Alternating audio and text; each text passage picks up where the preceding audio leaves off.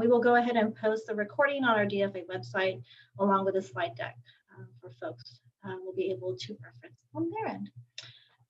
I guess I should introduce myself. I'm Jerry Elizondo. I'm the Chief of Staff for the division, and I'm joined with Luana Putney and Kurt Schneer, and we'll be kind of going over some updates for the DFA team. And I'll also kind of give recognition to Gina. She's going to be our Zoom tech extraordinaire, helping us with all the logistics behind the scenes. She'll be helping us out with our breakout rooms that we're going to be going into shortly. So before I get started with all the updates, let me kind of go over some details. First off, as we get ready for our breakout rooms in the next slide, I hope everyone was able to update their version of Zoom so you could participate. And also, as we do updates, we do ask folks to, for the sake of background noise, please mute yourselves. And please stay muted unless you're sharing. And then if we're able, and if you're able, with folks putting their cameras on, we'd love for you to turn your cameras on. But please feel free, if you don't feel comfortable, you don't have to. And if you have questions at any time, feel free to go ahead to add them in the chat box. Gina will be monitoring for us, and then we'll be kind of asking if there's anything from the chat box that's been gathered. And we're happy to address that either in this open forum, or we'll also be breaking out into smaller rooms with Luana, Kurt, and I to address any specific questions you have. Alrighty, so let's go over what we're gonna do for the next hour. As you can see, there's a number of updates that myself, Kurt, and Luana would like to share with you all, and also kind of do some Q&As. But we all enjoyed the Zoom breakout room last time where I asked you all what your feelings are about candy corn. So we're gonna do another question for everyone to engage with this time. So just to do some Zoom troubleshooting for folks that have never done breakout rooms, when I give Gina the signal, she will turn on the breakout room option. You'll see on the bottom bar a breakout room option coming up, and then you'll be able to choose one of 4 rooms that you could jump on in, say hello to folks, talk to colleagues, reintroduce yourself to others. And the rooms are designed for you to jump in and jump out. So if you're like, oh, I'd like to see who's in this room, you're welcome to do so. We're going to take 10 minutes to say hello to everybody and kind of engage in that space too. So again, 10 minutes, familiarize yourself with the Zoom breakout room. And so I'm going to go to the next slide. The Zoom breakout rooms will be as follows. So the question is, which of the following items are a definite no for you this winter season? As you can tell, they are food related. So what are your feelings? Some folks have gut visceral reactions to gingerbread, eggnog, fruitcake, or meatloaf. So think about that for like 10 seconds. And then I'm going to ask Gina if you're ready to start opening up the breakout rooms. Once you see that pop on open, go ahead and join one of those rooms. I'm starting to see lots of folks selecting a certain topic. So, all right, we'll give you 10 minutes. We'll give you a little reminder when you're ready going back into the lobby. So see you back here in 10 minutes.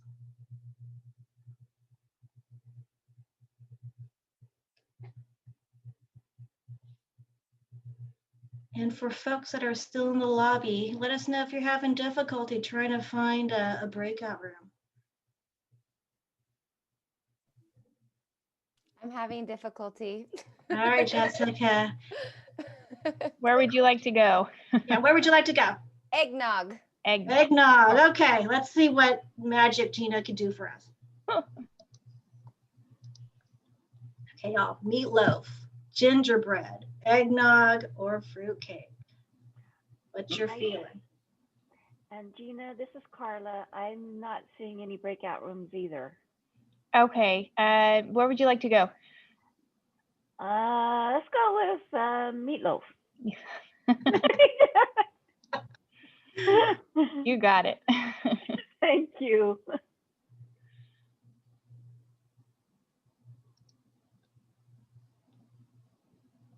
All right, all. For folks that are just joining us, we're actually testing out breakout rooms. So you'll see that We're giving folks an option to join a breakout room depending on your answer to this question. Which of the following items are a definite no for you this winter season? So you got gingerbread, eggnog, fruitcake, or meatloaf. And you can take this time to say hello to folks in the room, talk about your dislike of the item, and you're able to jump in and out of different rooms too. So. Hi, I don't have the breakout rooms either. I'd like to jump into the fruitcake. Fruitcake. All right. Is this Veronica? Yes, All right, Veronica. Let's see. thank you.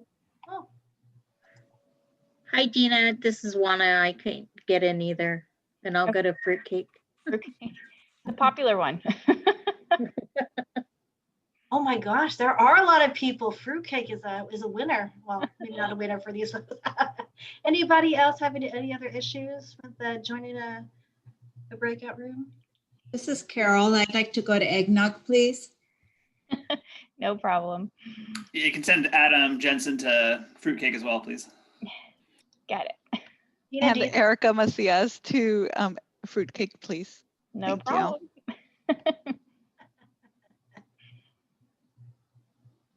Anybody else? And Gina, I think I could also put people into. So anybody else would like to be put into a breakout room?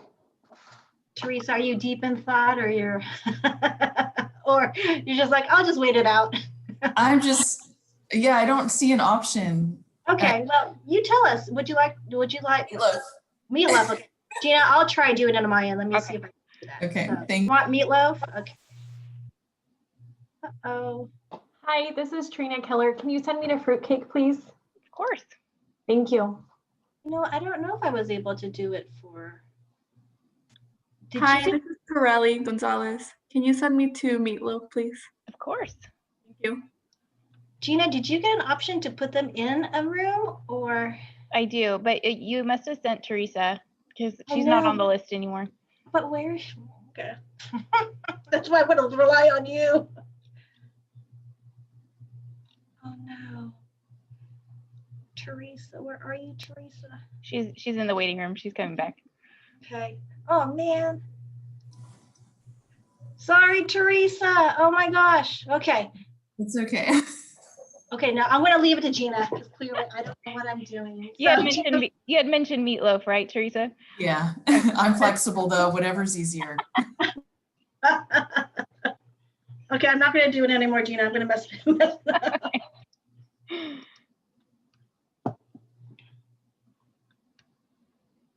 Veronica, I think you wanted to be put in a room, or did you want us to put you back in there?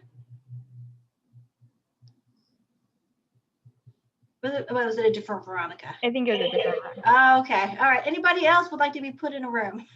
Gingerbread, eggnog, fruitcake, or meatloaf?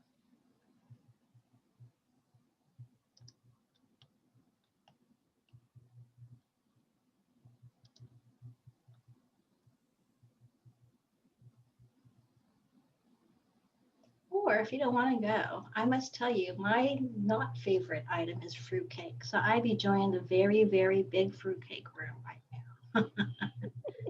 Gingerbread is okay. It's not a go-to.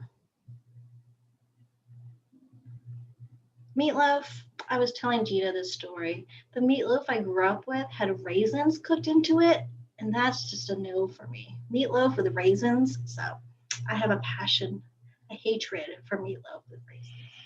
I don't know if you all grew up with meatloaf and raisins. I think it's a cultural thing.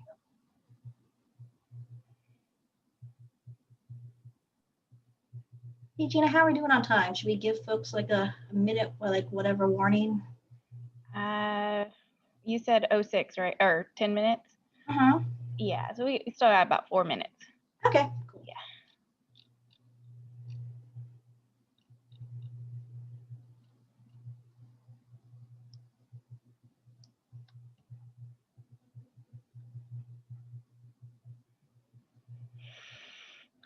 Hey Gina, I'm looking at the gingerbread room and it says that Lindsay is not joined, but her name is on the gingerbread. Lindsay, are you here with us in the lobby or are you in the gingerbread room? I'm in the lobby. Gina sent it to me, but I opted to stay here since we're almost up against time. Okay, I just want to make sure. I'm just like, oh no, I don't know where. No, thank you. I appreciate it. Okay, I think that's the same thing with Mike too. Mike, I see you in the eggnog room, but I see you here in the lobby. So.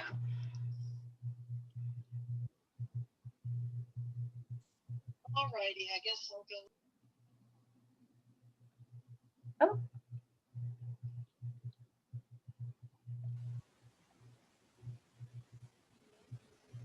Hello. Is anybody wanting to go in the room? I think we have about 3 minutes left before we get back into the lobby, Gina. Anybody want to jump into the room for the next few minutes?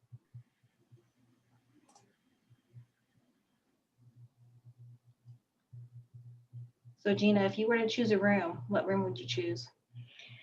Absolute no would be fruitcake. Okay. Yeah. I can handle everything else, but not that fruitcake. That was something I never grew up with, but when I tasted it, I was like, no, no, no. I want to see the numbers. I think fruitcake is the winner out of everybody. It's a long list. It's a long list. Gingerbread has like, what? 5 votes for that. Meatloaf is a good one. Eggnog. That's funny. I can't pick.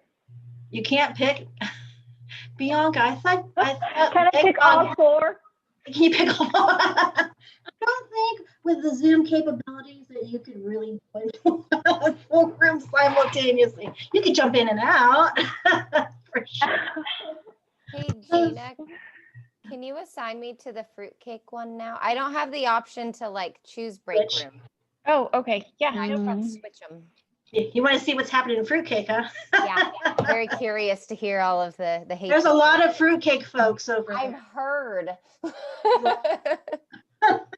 I can live with fruitcake, but I would say meatloaf is my least favorite food of all time. So I think. Oh, I was saying, Jessica.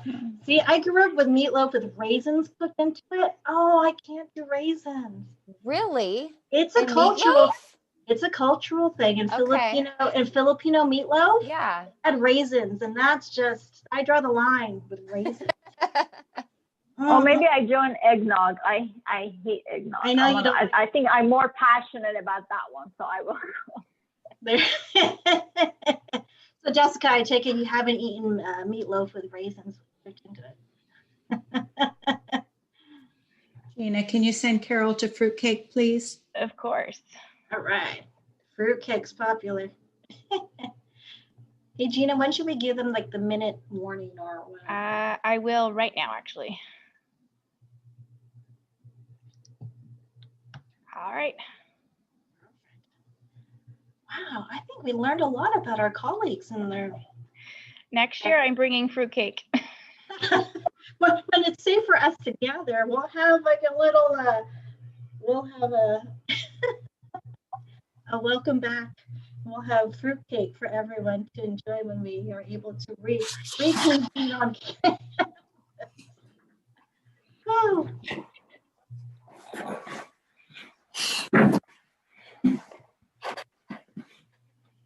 Hello, everybody coming on back. I hope you all had fun in your respective breakout rooms.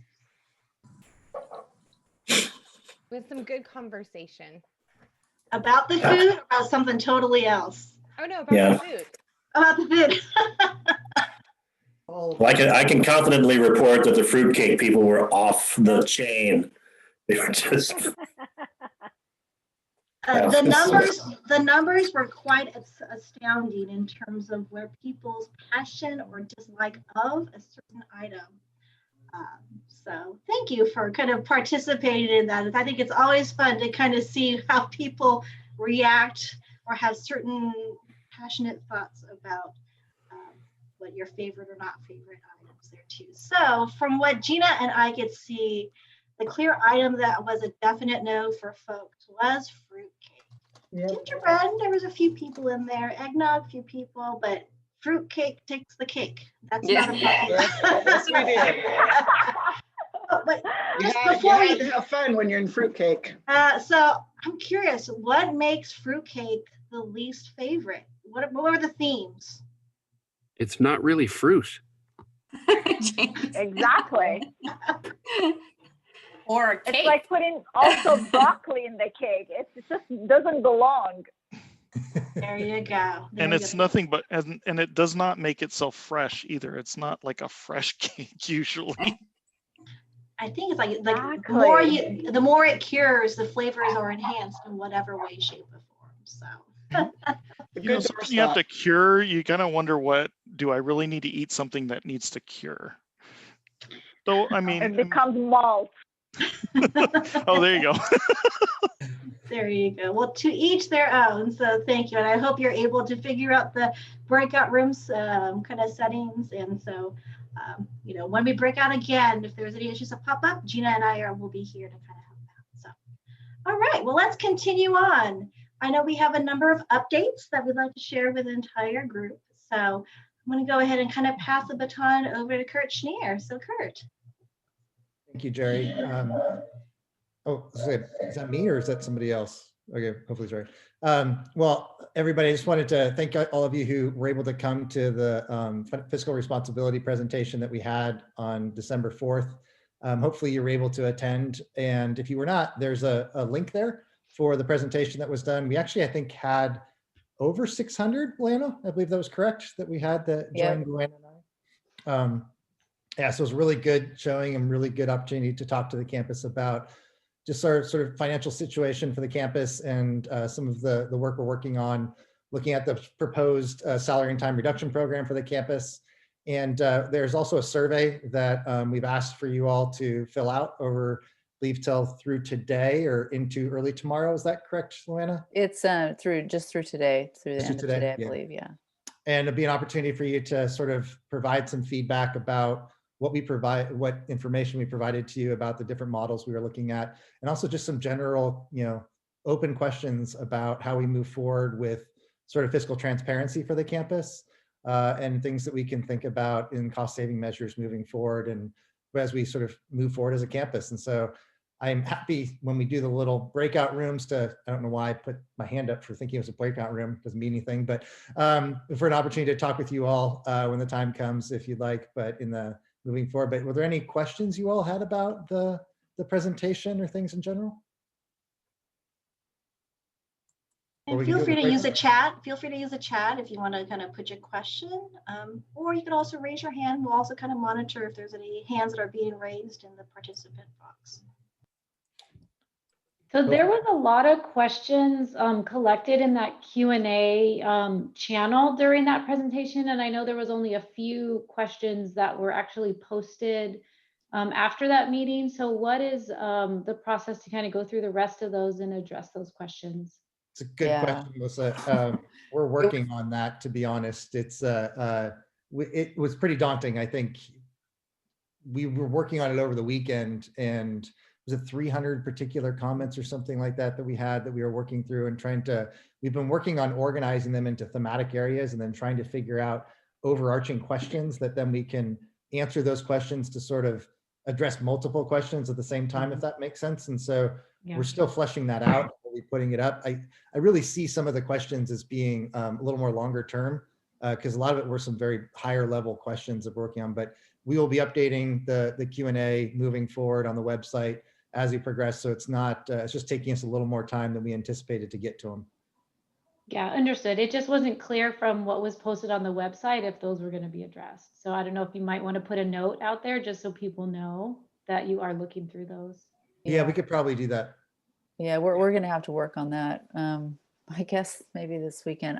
It just is a lot. There's hundreds of questions and it's me and Kurt completing them.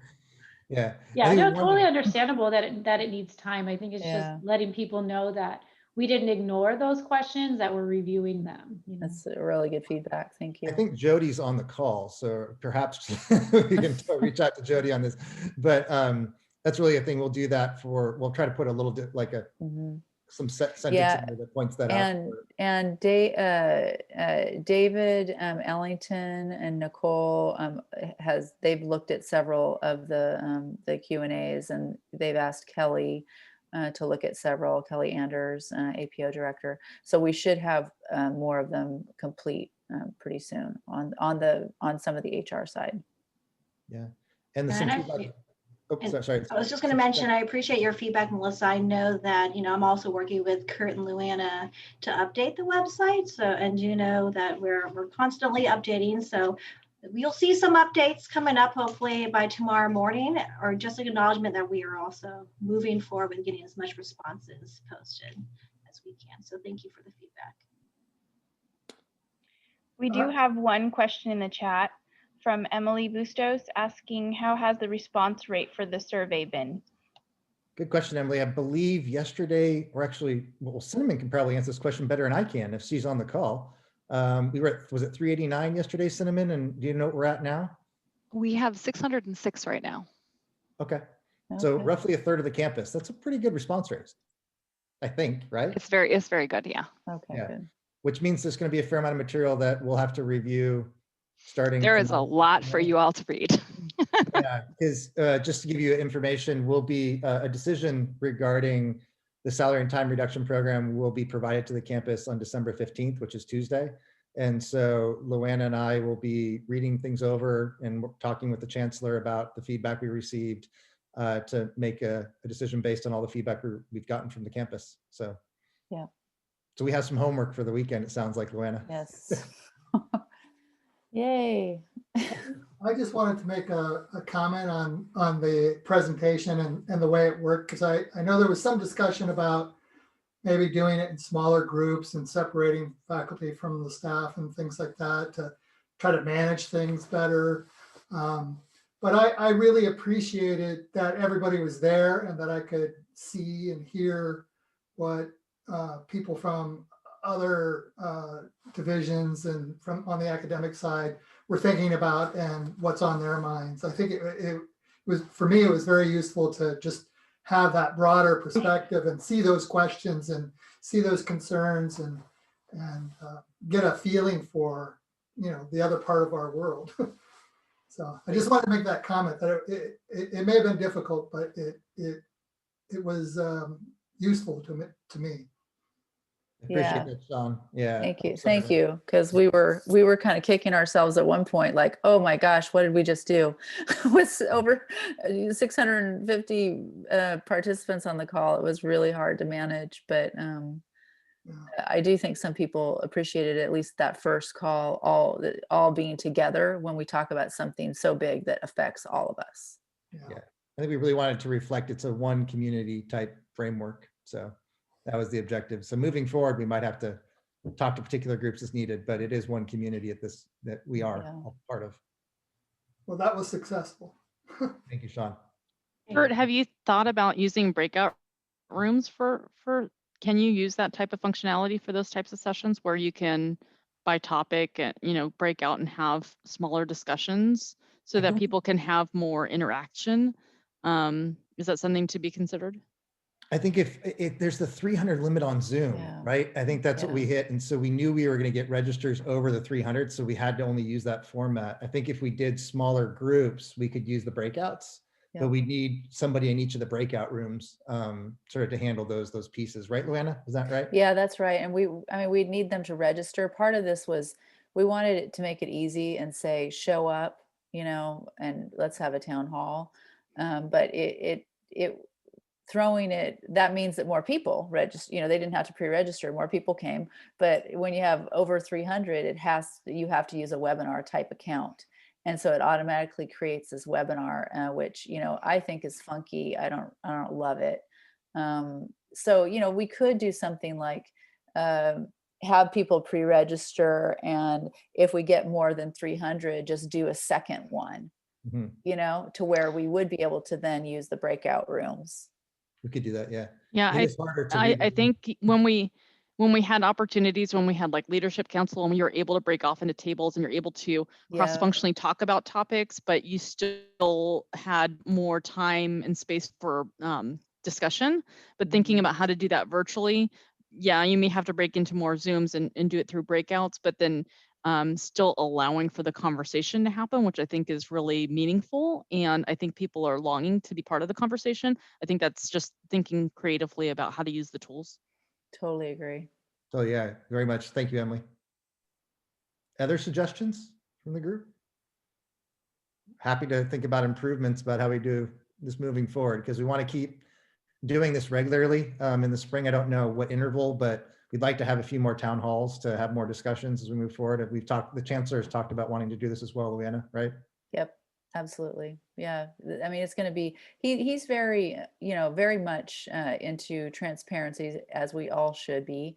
But we need to do a much better job in terms of fiscal responsibility, transparency, and we will. I mean, you've seen Kurt's graphics, so I think he can make anyone understand. And so we're hoping to do more of that, but hear you and agree that we need more transparency with dialogue, because we have to allow people to be able to voice their questions, their concerns, and then it makes us feel a little bit more connected that way. People feel heard more, and I think it enhances the efficacy of the transparency awareness. One other thing that Zoom offers, if you're able to use Zoom and not just the webinar version, is polls. If you wanted to get real-time feedback on things, if you structured poll questions in advance, you could get real-time feedback very quickly from a large body of people. Very good idea. That was one of my early on suggestions. Yes, it was. Kurt and I talked about that. Yeah. Great minds think alike. There you go. I love it. Well, thank you, Kurt, for the update. And we'll also have some space at the end to kind of dive in and break out, should we want to kind of dive in with specific topics too. So I'm going to kind of pass the baton over to Luana for your updates. Okay. The CFO search update. Let's see, we still are engaging with Isaacs and Miller. That search firm will present candidates to the search advisory committee next week. They'll present the first set of candidates, and then they will present a second set of candidates the mid-December. We plan on sending out a campus-wide communication with the link to the job profile and the advertisement and a way to nominate folks for this role. It will be linked, I believe, through our applicant tracking system. But we'll plan on sending that out likely by the end of this week or early next week. And it will also include an updated search advisory committee roster, which you see here. We've changed out Kurt for Bianca. So that will go out, and then interviews are still slated for February. Another thing that's nice that's happening with our searches right now, CFO search is the first one. The next one that I'm working on, just started working on, is the Chief Campus Counsel recruitment. Many of you, or some of you, might know that Elizabeth Gunther, our Chief Campus Counsel, she will retire this year, and her, I think, last day is sometime in April, maybe toward the end of April. She's not one for a lot of fanfare, so if you know her well, you can send her a private note. But I did let her know that I was going to start talking about the search, because we of course need to send out communications, and we're starting to seed that search advisory committee as well. We'll be using a separate search firm, Caldwell Partners, that kind of specialize a little bit more on the general counsel area. And OP will be helping us quite a bit with that one, because the general counsel is a dual report to the chancellor and to the general counsel and VP, Charlie Robinson. Okay, so that's that. But what's exciting is that we're going to do this guidebook. Does anyone know the guidebook? You kind of use it for conferences. You can go on and look at, right? We're doing it for UC Merced. We're creating one. We used it for the chancellor search, but we're paying to have it a little bit. We're sharing the cost with OP. They agreed to develop this guidebook that we'll be able to share with candidates and to talk about our campus, so they can see everything about our campus through the guidebook. So we'll be able to use it for several upcoming searches, these as well as the permanent VCR search that will happen next year. Any questions on that? Okay. ECEC update. Let me look at my notes here. And Kurt, please help me out. Unfortunately, Nicole, I don't think could join today, but Kurt and I have been involved in these with Nicole and with Danielle. On November 19th, an email invitation was sent out to EC parents for this presentation that Danielle and Nicole did about potential resumption of services. The presentation to the parents in service and parents was, and then the subsequent survey was done on 11/25. We've also in the interim met with folks like the Faculty Welfare and Academic Freedom group, as well as from the Academic Senate, as well as the Graduate Student Association. So the survey went out to parents because we wanted to ask them whether or not, we talked to them about at the presentation about the magnitude of the subsidy that we've been providing for the families that use ECEC over the last, well, since its inception, really. It's to the tune of about $3.8 million over about 5 years.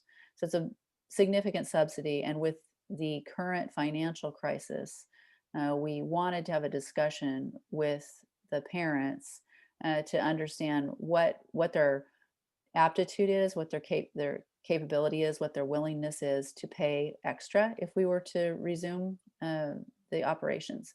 So we discussed that with them on November 25th and also sent out the survey after. We received the survey results and shared those with the chancellor. He's currently digesting those. Nicole and Danielle did some analysis of them. So he's digesting those, reviewing all the comments that we received at FWAF, Faculty Welfare and Academic Freedom Committee, GSA, and then in talking with the parents. And then there will be a decision that will likely be made this week, and a communication will come out from the chancellor to the parents and the teachers, as well as to the larger campus community about the decision this week. Kurt, you have anything to add? Nope, covered it all. Thanks, Luna.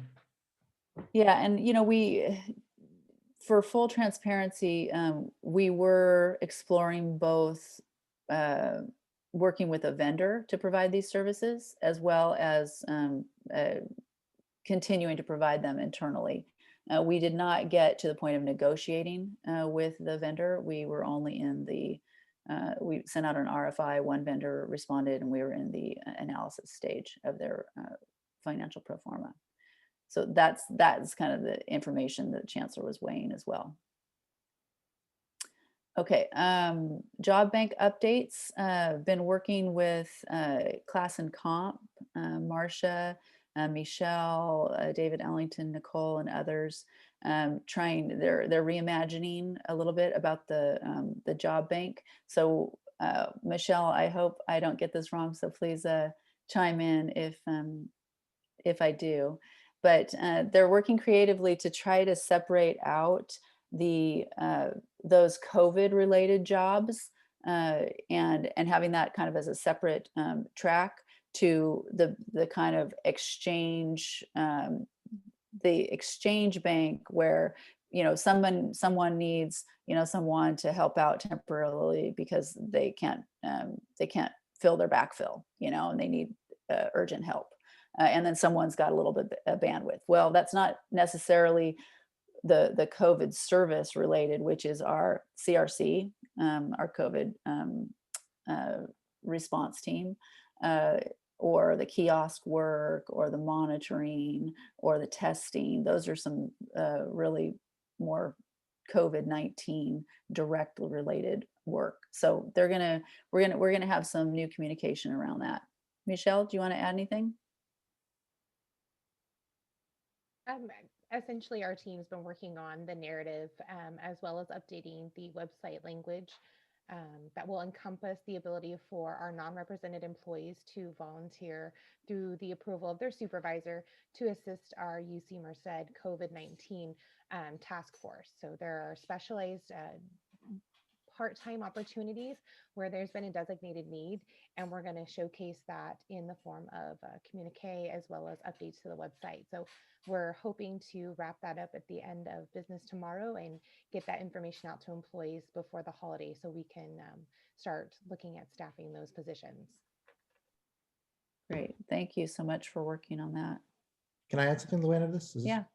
Yeah, I think one thing that's come up with our discussions in the C19 leadership thing in the mornings is that the job bank is really a way for us to help also minimize costs associated with responding to the pandemic in regards. And so we're in a situation where there are positions that if we could just get somebody to fill in for a few hours here or there, it would prevent us from having to enter into more contracts and increase expenditures. So it is actually sort of a cost savings measure if we can get people to participate a little bit of time. I know everybody's super busy and everybody's got a lot on the plate, but some people have been just trying to find a few hours here or there to help out. And it's really trying to help mitigate some of the costs associated with the response. And that's why there's sort of this urgency at this point. Hopefully you agree. Is that okay, Luanna? Yeah, no, that's perfect. I mean, and on the COVID task force volunteer program, you know, that the other partition, you know, the real COVID tasks, we will be sending out a notice to the division leads to say, you know, not only do we need your help, division leads, you kind of have to find some people because this is, you know, we're standing up enhanced testing, COVID-19 testing in spring for our students and for our employees. And that means a greater volume of testing, and we need help. So, you know, we're going to try to use the California room for the testing program. You know, it'll be super safe, you know, because it's going to be a saliva test. And so that we'll be having greater volume, but for the volunteer, it's going to be really safe. So we want to be able to talk through that. But the first step is getting people to volunteer. And we haven't been that successful at getting folks to raise their hand and say, hey, I have, you know, maybe a little bit of extra bandwidth. So now we're going to try top down from the division lead. So it's, you know, I guess I would just encourage any employee, if you have a couple hours, like Kurt said, you know, if you've got some time to volunteer to this, it's a noble cause. You know, we need your help.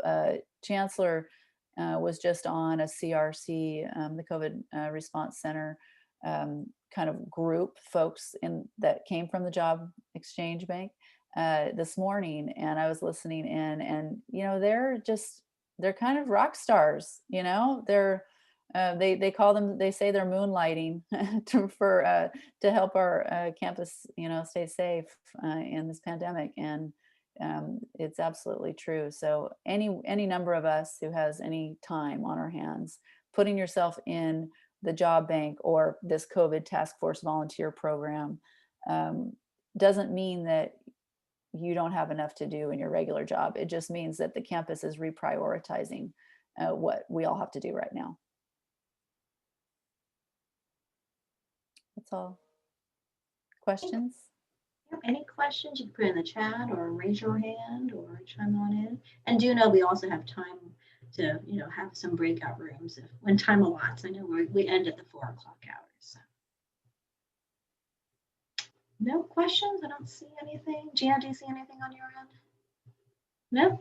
Well, let me just go ahead and go through my item, and then we can go through, you know, breakout rooms if time permits.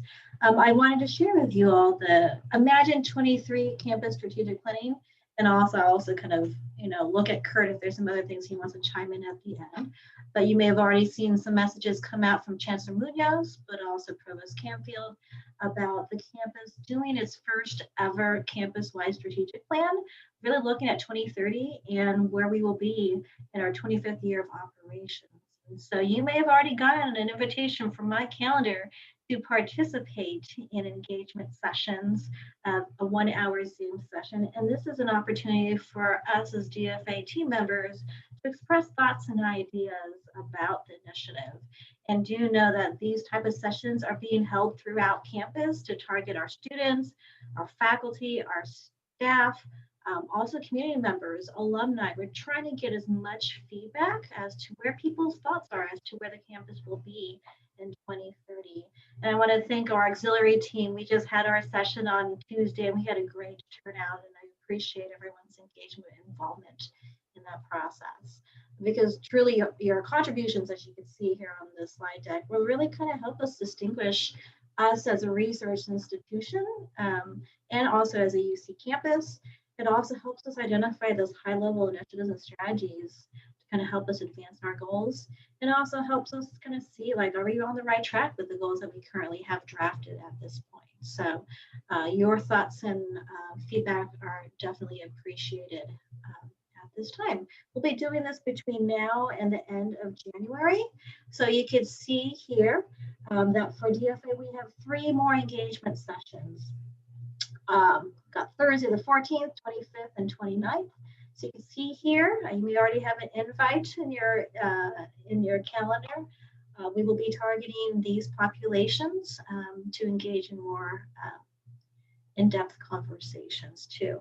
And I know some folks are like, we are extremely busy. I may not be able to make it to a session. How can I still participate? Please visit our website. We actually have strategicplan.ucmerced.edu. We also have an opportunity where you can actually go on to a more self-guided process. We'll provide you the same information and you can kind of go through a slide deck. It's called this way. I want to kind of give a shout out to Jessica Duffy. She has put a tremendous amount of time and energy to really kind of help get the analysis portion of the strategic planning process of the race. So I don't know if you're in the room, Jessica, but thanks, Jessica. And so you're really encouraged to engage in that process. So go and visit our website for more information. Hey, Jerry, Lindsay's got a comment in the chat about where PPFM is. Are they included? On Thursday, January 14th, along with the financial planning analysis. And I believe that invite was already put in on your calendar. If not, Lindsay, please let me know, and I'll work with Gina to make sure everyone's invited to their specific session. And the other question I see, to Lindsay, how will they know who's included in this initiative? I believe on our website, we have a list of all the different entities that are being engaged, but it's a whole swath of campus. I know we've been doing intentional sessions with different schools, specifically with the Graduate Student Association, our student government group, our alumni. I think Jessica Duffy is doing a session with our alumni all throughout campus. And we recognize that the challenge that we have, we'd much rather meet in person and really engage in more in-depth, robust discussion. And so, we're making the best of our situation and kind of leveraging our Zoom rooms for that too. And also working with our managers for our staff members who are physically on campus and may not be able to readily engage through Zoom. And so we're working with lots of folks throughout campus to get this information out. All right, and the question is, the entire department or just a representative invited to these engagement sessions? I would say everybody. Your collective thoughts and ideas. We asked, different units to kind of do a self-reflection as to where you all see yourselves in 10 years. So, to have a discussion with one person may not be as fruitful unless you have a thought partner within your unit to kind of imagine and see where you think your unit will be in 10 years. So please, I encourage you all to engage. So, any questions about that? Or Kurt, anything else to add from your vantage point? I would just definitely encourage people to participate if you can. The website's amazing. So it's actually one of the best things I've seen. So it's really neat to provide the opportunity. And if you can do this in person, notice her in person, but via Zoom, that would be wonderful. It's really an opportunity to help shape the campus's strategic future. So it's a great opportunity. And Jerry, thanks for all your work with us on this too. You've been integrally involved in keeping the word out. So hopefully you all can come and participate. Thanks. All right, well, I know what we did last time is that we want to kind of give an opportunity for folks to connect. I know we had a lot of great questions throughout all the updates, and I'm looking at our time. We've got 13 minutes left, and I want to make sure that we're able to kind of meet your needs in terms of answering questions. One option is for us to kind of keep in this big group and kind of just continue with discussion, or we could do a breakout where Luana, Kurt, and I can host a room, and then we can kind of answer questions in a little more intimate space too. So I'll kind of defer to folks to kind of see how you want to use the next 13 minutes of everyone's time. And I'll look to Luana and Kurt to see if there's any preference that you may have. If we had done polling, according to Emily, we would have been able to figure this out, but maybe. I know, okay, Gina, no, polling next time. So maybe what we'll do is we'll do raised hands. So if you'd like to see the breakouts, put a raised hand. I had a quick question, if possible, before Kurt and Luana possibly break out into separate rooms.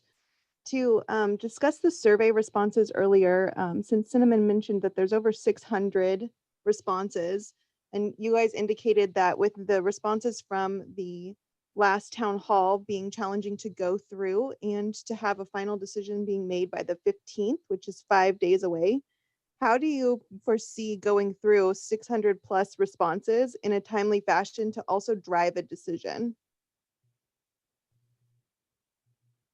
Well, we'll have the quantitative data about people's choices on the models. So that's going to be easy to decipher through, but it's the qualitative data. Many of it, much of the survey responses, if you fill it out or you still have time, is the how you want to see communication. You know, how frequently you want to see communication, what types of fiscal transparency information you want to see. That is not as critical for the decision making. So we're going to hone in on specific feedback and specific questions. And I think there was another question that followed right after the model recommendation, which was the general program information. So I think we'd focus on that near-term information for making the decision on Tuesday. The latter stuff we'll have to sort of hold on for the period of time. So I think we will be able to at least get a understanding of the campus's perspective. And then our plan is to do so over the weekend and be able to discuss it with the chancellor and move forward on Tuesday. Yeah. All right, but Lindsay, I'm sort of sensing that you would want some sort of maybe, is there update of the Q&A or campus information? Is that what you're suggesting here? Well, when I reviewed the survey, there was several open-ended kind of sections on there. And so I'm just curious, depending on, you know, how people provide their feedback, how that information will be shared with campus. If that information is going to be kind of, you know, here was your suggestions, or these are the models we're looking into, you know, kinds of things, because it did ask for suggestions of how to cost save. And so I know everyone comes at it from a completely different lens with their different experiences. So I'm just wondering how that information would potentially come back to the entire campus community. Yeah, that's a good question. I think we'll have to work with Cinnamon and others on how to provide the feedback, like kind of the word cloud results and quantitative results. I mean, we haven't thought that far, Lindsay, so I think this is really good. I mean, we need to communicate that back, right? We do. I mean, absolutely. We do. So Lindsay will make an effort to do that. The time frame on that is probably going to come after the 15th. Would be right. No, that's totally understandable. I just think you're harnessing such a powerful collective here. You know, the creative thinking is eminent at this point. So, you know, sharing that across the board is, I think, super valuable. We'll make an effort to do it. Thank you for suggesting. Thank you. Yep. All right, Gina, what did you see on your end in terms of hand raise? Should we go into breakouts? Oh, is that a yes or no, Gina? We only have 8 Sorry. minutes for breakouts. Yeah, we only got 2 people for breakouts. Yeah. So maybe we'll just go ahead for the group then. Just gonna entertain more questions for the rest of if anyone has questions, I mean, or concerns, worries, something you want to share that's happening in your life, whatever, we got some time together. And also, I know that time is, you know, kind of escaping us. We do also, if you see the screen, we do have a suggestion box that's anonymous. So if there's some other ideas or questions that you may have, myself, Luana, and Kurt will be, you know, we constantly kind of look at that. So there's some pieces that you think you may not want to share in this larger kind of environment, but want to provide anonymous feedback or thoughts. You may have seen the reminder this morning. You could go to that email and put that there. We'll also kind of upload the slide decks and the recording of the session on our website, so you'll have access to that too. I'll stop there. Any questions? Chat, put it in the chat, raise your hand.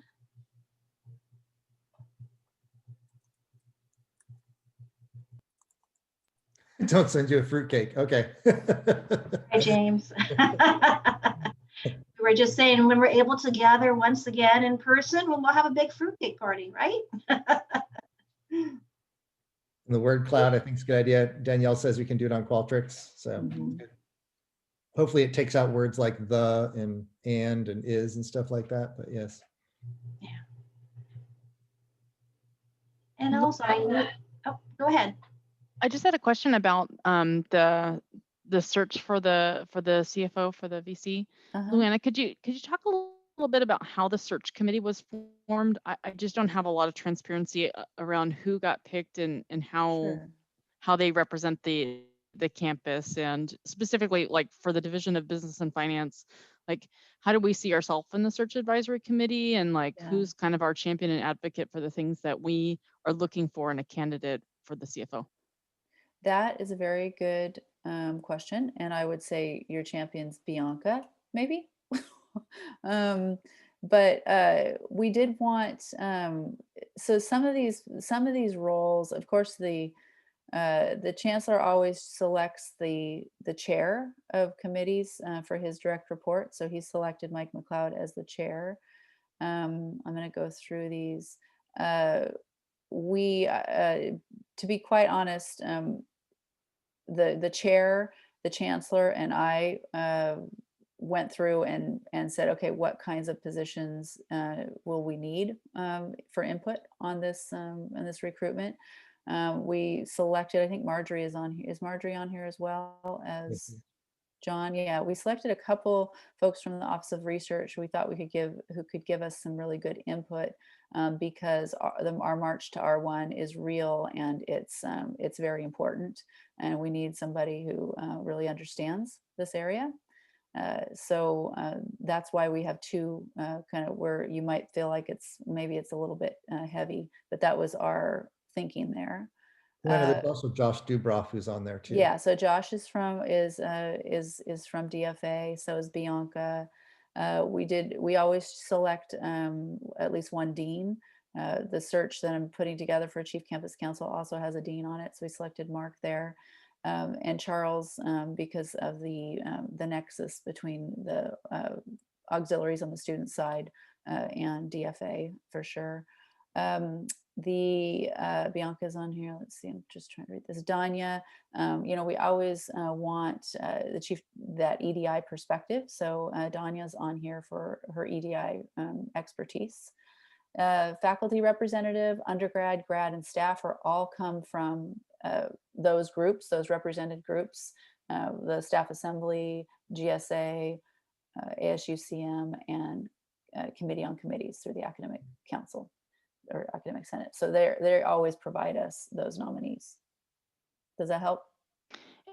It does. I think what I was looking for is, I've been with the university for 14 years, and typically what I would have expected to see is someone from the financials background. Like Bianca is great from a budgeting and planning, and it's very focused moving forward. And so someone who is tied like in a general accounting role, or someone who's closely understands the role between the university and Office of the President for like corporate financials and the important role that it plays for the university. And I feel like that's missing from the advisory committee. So that's why I was just asking, because it's such an important relationship between OP and the campus that the CFO serves, and has been an advocate in really large initiatives that I've partnered with. So I was just curious. Yeah, no, it's a really good question, but I just want to remind everyone too on this call, and you'll have opportunities to meet with the candidates. So you'll be able to, just like we do, it'll be in a Zoom forum, but just like we would normally, when we'd bring the candidates to campus and have them meet with different stakeholder groups, you will be able to do that. And you can provide us input, Emily and others, as to which types of groups you think we should carve out, and I'll convey that to the search firm. Thank you. Yeah. Great, thank you. Any other questions for the next 3 minutes?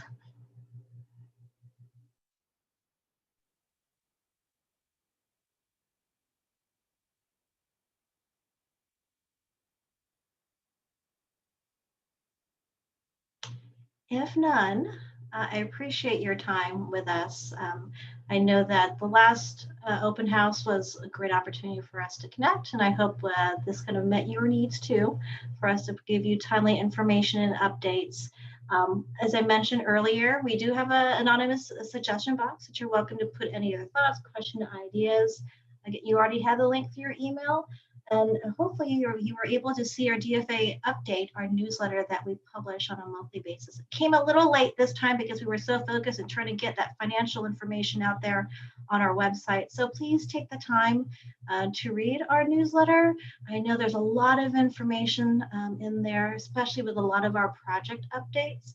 I want to kind of do a special shout out to our Alpha Financials project team. You all have been working so hard. I see Emily, woohoo! Kudos to everybody. I know this is an exceptionally busy time for many people. And I know that we did have a list of folks that we acknowledged for our Alpha Financials team. I do want to do a special shout out to Greg Sweet and Jen DeSalvo. Unfortunately, their names did not make it on the list, but we are going to do a correction. But I do want to kind of put in this forum a special recognition for Greg and Jen. I think Alpha's is down to the last 10 days. 10 days, right? 10 days. Still go live. So great work, everybody. There you go. Again, thank you for your time. Please hang in there. I know this is the stretch. We're heading into the holidays, so please be well, stay safe, stay healthy. Anything else, Luana and Kurt? No, just thank you for hosting. Jerry, thanks for everyone who's on today. There you go. Have a good weekend. Yep. All right. Have a good one. Take care, everyone. Bye. Bye.